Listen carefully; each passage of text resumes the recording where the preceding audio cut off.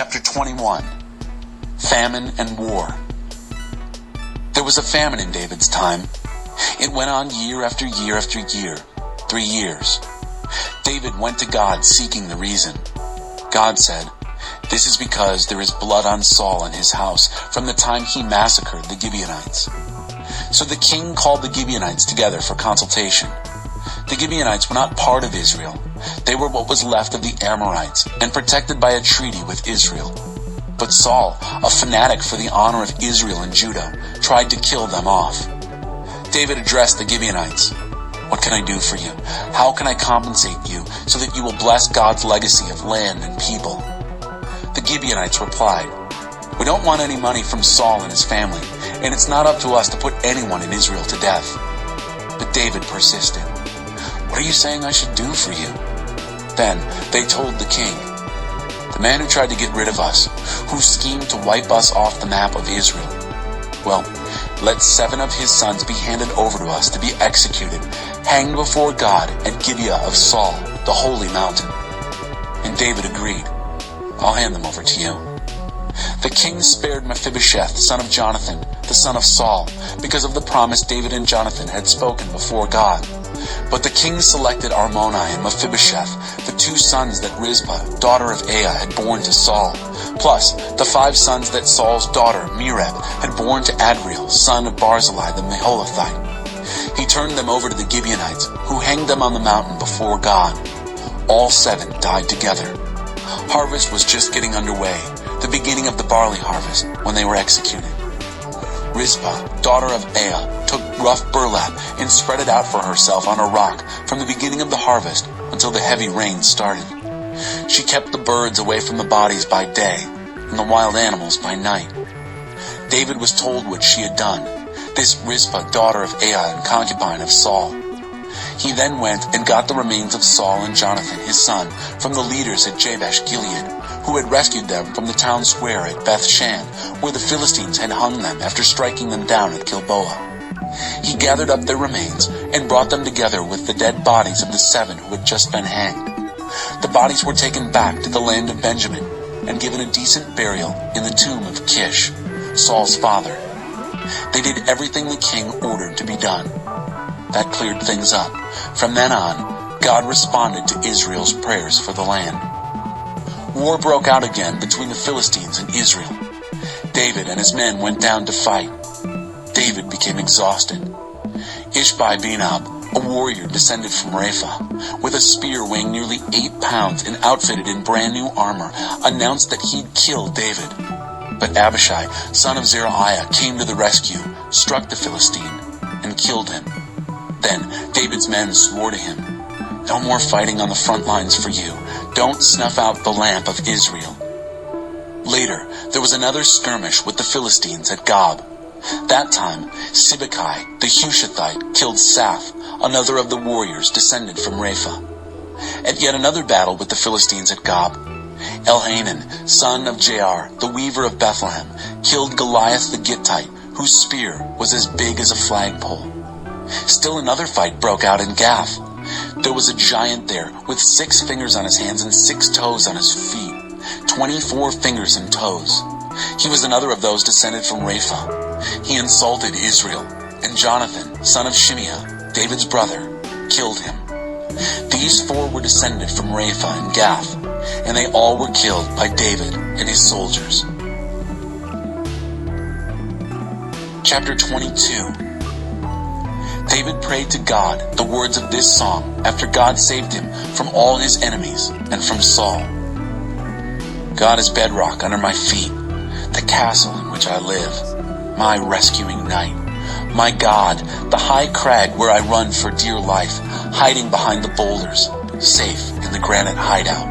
My mountaintop refuge, he saves me from ruthless men. I sing to God the praise lofty and find myself safe and saved. The waves of death crashed over me, devil waters rushed over me. Hell's ropes cinched me tight, death traps barred every exit. A hostile world. I called to God, to my God I cried out. From his palace he heard me call. My cry brought me right into his presence. A private audience. Earth wobbled and lurched.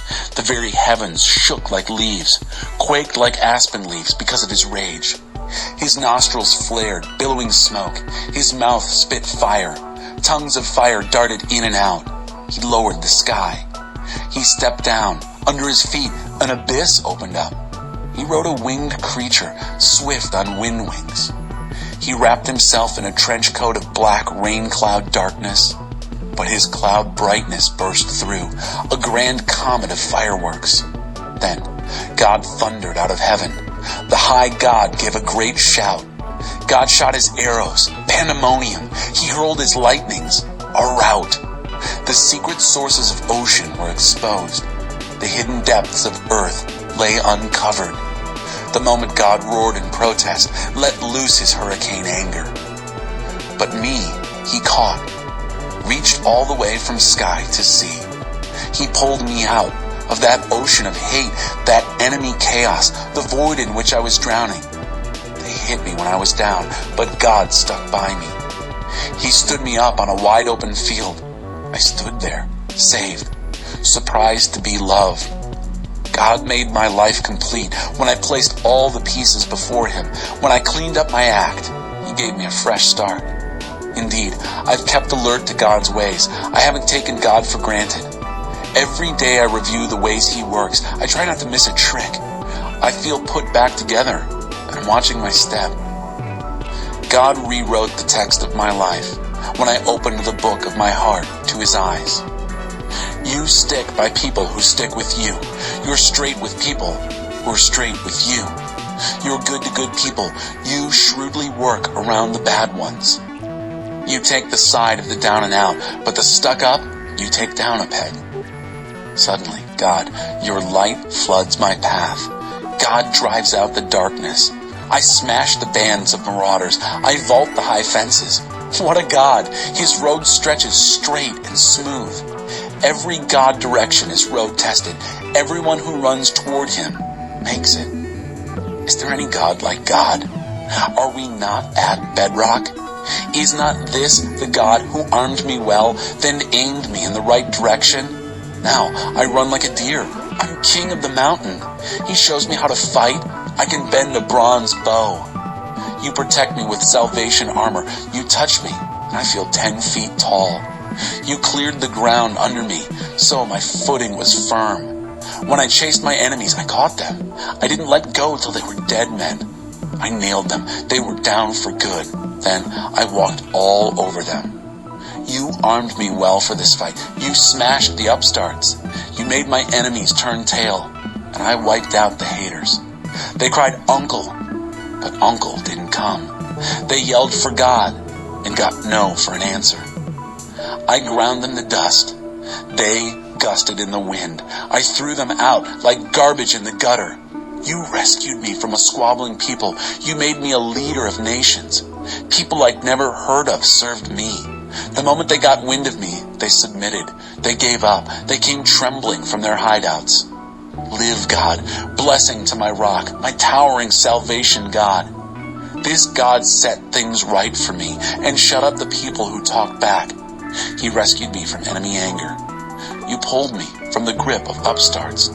You saved me from the bullies. That's why I'm thanking you, God, all over the world.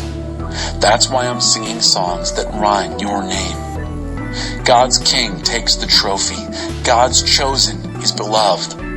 I mean David and all his children. Always.